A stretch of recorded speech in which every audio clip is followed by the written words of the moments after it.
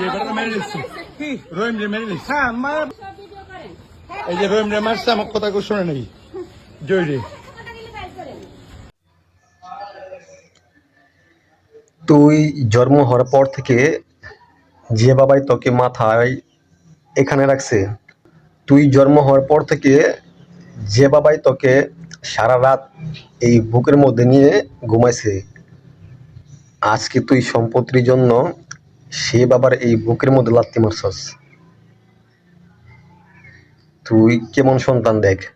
তুই শুধু আজকে একটু দুনিয়ার একটু সম্পত্তির জন্য এই বাবার বুকে যে লাথি মারছস, বাবাকে মারধর করছস, এমনকি হত্যা পর্যন্ত করছস। তুই কেমন সন্তান।